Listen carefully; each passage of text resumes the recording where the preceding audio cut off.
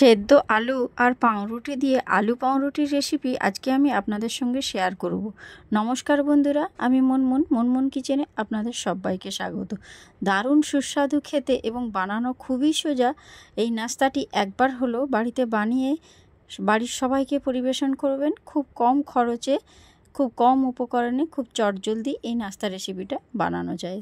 দেখুন, এই আলু পাউরুটি বানানোর জন্য এখানে আমি 6টা মতো পাউরুটি নিয়েছি। তো আপনারা আপনাদের পরিবারের সদস্য সংখ্যা অনুযায়ী পাউরুটির পরিমাণটা একটু বাড়িয়ে বা কমিয়ে নেবেন।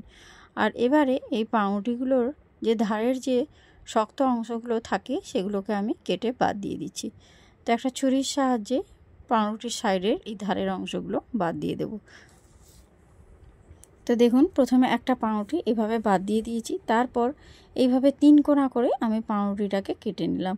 দুটো ভাগ করে নিয়েছি, ভাগ করে এইভাবে 3 কোণাভাবে পাউরুটিটা কেটে নিয়েছি।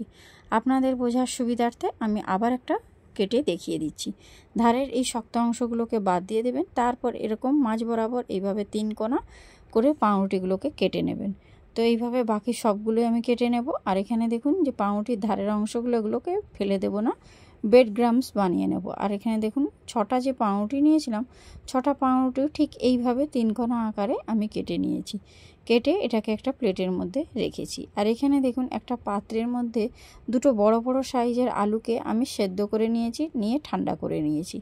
এবারে এই আলুগুলোকে একটা কাঁটা চামচের সাহায্যে খুব ভালো করে মেখে নিতে হবে। তো এই কাজটা আপনারা হাতের সাহায্যেও করতে পারেন। তো আমি এখানে দেখুন কাঁটা চামচের সাহায্যে খুব ভালো করে আলুটাকে মেখে নিচ্ছি। আর আলুর যাতে কোনো অংশ যেন দলা বেঁধে না থাকে সেইভাবেই আপনাদেরকে আলুটা মেখে নিতে হবে। তো এইভাবে দেখুন সম্পূর্ণভাবে আলুটা সুন্দর করে মাখানো আমার হয়ে গিয়েছে। এবারে এই আলুর মধ্যে আমি কিছু উপকরণ অ্যাড করব। তো ভিডিওটা স্কিপ না করে পুরো ভিডিওটা দেখুন, তাহলেই বুঝতে পারবেন। তো এবারে এই সেদ্ধ আলুর মধ্যে দিয়ে দিচ্ছি স্বাদ মতো লবণ। আর এখন আমি এর মধ্যে দিয়ে দেব সামান্য অল্প পরিমাণে একটুখানি হলুদের গুঁড়ো। আর দেখুন দিয়ে দিচ্ছি লাল লঙ্কার গুঁড়ো সামান্য হাফ চামচ মতো। আর ধনিয়া গুঁড়ো দিয়ে দিচ্ছি হাফ চামচ মতো। আর এখন দিয়ে দিচ্ছি জিরের গুঁড়ো হাফ চামচ। আর এবারে এর মধ্যে আমি দিয়ে দেবো একটা ম্যাগি মশলা।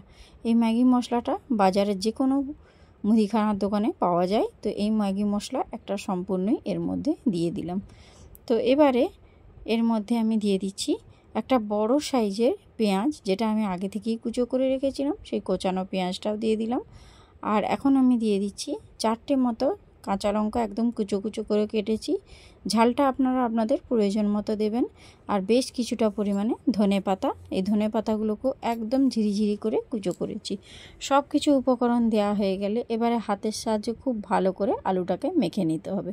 দেখুন বন্ধুরা, বাড়িতে থাকা উপকরণ দিয়েই আমি কিন্তু আজকে এই আলু পাউরুটি রেসিপিটা বানিয়ে দেখাবো।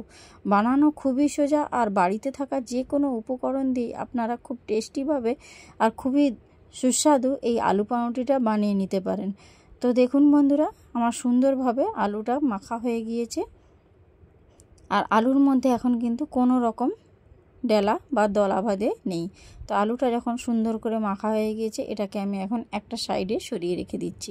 আর এখন দেখুন এই আলু মেখে রাখা আলু আর যে পাউরুটিগুলো কেটে রেখেছিলাম সেটা নিয়ে নিয়েছি। এবার এই আলুটাকে এইভাবে হাতের সাহায্যে ওই পাউরুটির ওপরে আমি লাগিয়ে দিচ্ছি। ঠিক দেখুন কিভাবে আমি পাউরুটির ওপর লাগিয়ে দিচ্ছি, যাতে সাইডে কোনোভাবেই পুরটা না বাইরে বেরিয়ে যায়। ঠিক সেইভাবেই আপনাদেরকে লাগিয়ে দিতে হবে। আমি কিভাবে লাগাচ্ছি এটা আপনারা দেখুন, তাহলেই বুঝতে পারবেন। তো আলুর পুরটা আমার এখন দেয়া হয়ে গিয়েছে। আর ওপর থেকে আবার একটা পাউরুটি এইভাবে চেপে দিলাম।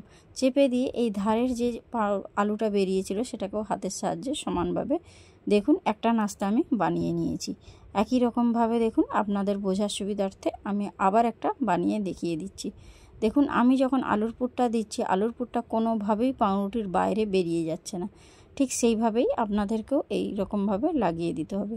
তো এইভাবে দেখুন ওপর থেকে আবার একটা পাউরুটি দিয়ে হাতের সাহায্যে এইভাবে চেপে চেপে দিলে সুন্দরভাবে আবারও একটা নাস্তা রেডি হয়ে যাবে। দেখুন বন্ধুরা, বানানো কতটা সোজা না? আপনারা একবার যদি দেখেন ইজিলি আপনারা খুব ভালোভাবে বানিয়ে নিতে পারবেন।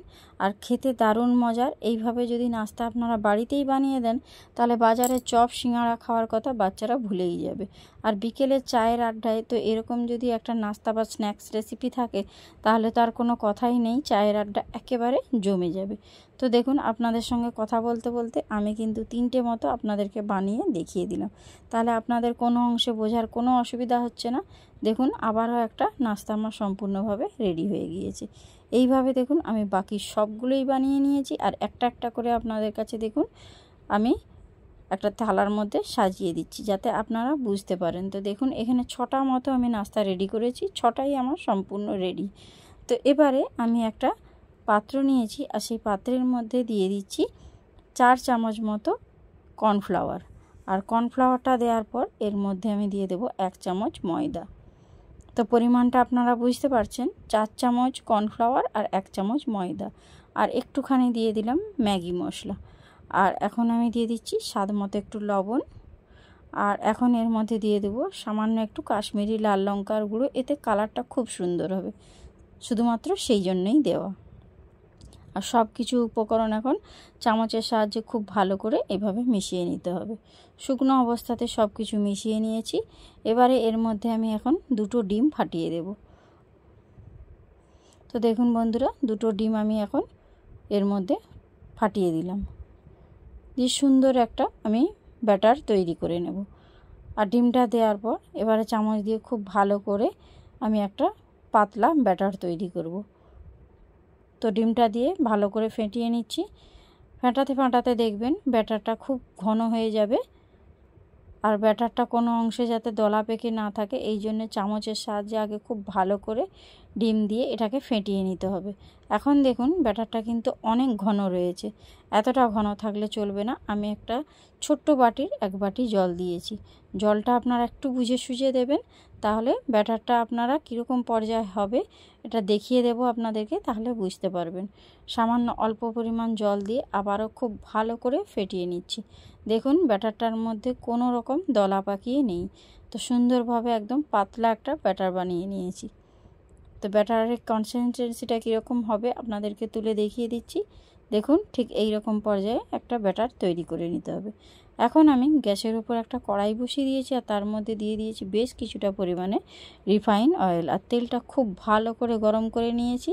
আর তৈরি করে রাখা যে আলু পাউরুটির নাস্তাটা, সেটা আমি এই ব্যাটারের মধ্যে এইভাবে ডুবিয়ে দিয়ে ভালো করে ব্যাটারটাকে এইভাবে ঝারিয়ে দিলাম। আর দিয়ে দেখুন ওই গরম তেলের মধ্যে দিয়ে দিলাম। আমি কিন্তু একটা একটা করেই ভাজবো বন্ধুরা, তাহলে একটার গায়ে একটা জড়িয়ে যাবে না।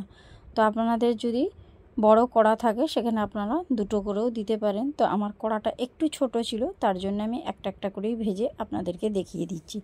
তো এইভাবে দেখুন একটা সাইড যখন একটু ভাজা হয়ে গিয়েছিল আমি অপর সাইডটা উল্টে দিয়েছি। আর গ্যাসের ফ্লেমটা একদম লো ফ্লেমে রেখে আপনারা এগুলোকে একটু লালচে করে ভেজে নেবেন, তাহলে দেখবেন খেতে খুব ভালো লাগবে। বাজারের চপ সিঙ্গাড়া খাওয়ার কথা আর মনেই হবে না। শুধুমাত্র পাউরুটি আর সেদ্ধ আলু দিয়ে দেখুন কত সুন্দর একটা লোভনীয় নাস্তা রেসিপি আমি বানালাম, আপনাদের কাছে পরিবেশন করলাম। যদি রেসিপি ভালো লাগে অবশ্যই লাইক কমেন্ট করবেন আর বন্ধুদের মধ্যে প্রচুর প্রচুর শেয়ার করে দেবেন। আর এইভাবে দেখুন গ্যাসের ফ্লেমটা লো ফ্লেমে করে উল্টে পাল্টে আমি সুন্দর লালচে করে দেখুন ভেজে নিয়েছি। তো একটা স্ন্যাক্স বা নাস্তা আমার কিন্তু ভাজা হয়ে গিয়েছে। এটাকে আমি এবার তেল ঝারিয়ে একটা পাত্রের মধ্যে তুলে নেব। দেখুন বন্ধুরা কালারটা কতটা সুন্দর হয়েছে, যেমন মুচমুচে তেমনিই কিন্তু সুস্বাদু হয়েছিল। একবার আপনারা ট্রাই করবেন, তারপর আমাকে এসে কমেন্ট বক্সে কমেন্ট করবেন যে কেমন হয়েছিল। একই রকমভাবে দেখুন আমি আবারও একটা নাস্তা আপনাদেরকে ভেজে দেখিয়ে দিচ্ছি। ব্যাটারের মধ্যে এইভাবে উল্টে পাল্টে ব্যাটারটা চারধারে লাগিয়ে দেবেন। তারপরে একটা সাইড যখন একটু ভাজা হয়ে যাবে তখন অপর সাইডটা উল্টে দেবেন। সঙ্গে সঙ্গে উল্টাতে যাবেন না, একটু যখন ভাজা হয়ে যাবে তখন অপর সাইডটা উল্টাবেন। আর উল্টে পাল্টে একটু লাল লাল করে ভেজে নেবেন। নাস্তাটা দেখে দেখুন কতটা লোভনীয় হয়েছে। আর ভাজা হওয়ার পর দেখবেন এর কালারটা আরও সুন্দর হয়ে যাবে। দেখুন এইভাবে আবারও একটা আলু পাউরুটি নাস্তা আমার ভাজা হয়ে গেল। এইভাবে অফ ক্যামেরাতে আমি বাকি সবগুলোই ভেজে আপনাদের কাছে পরিবেশন করছি। তো দেখুন বন্ধুরা, আমার কিন্তু সবগুলোই ভাজা হয়ে গিয়েছে। আমার এখানে 6টা মতো আলু পাউরুটি হয়েছিল, তো আমি এখানে 3টে আপনাদেরকে সার্ভ করে দেখাচ্ছি।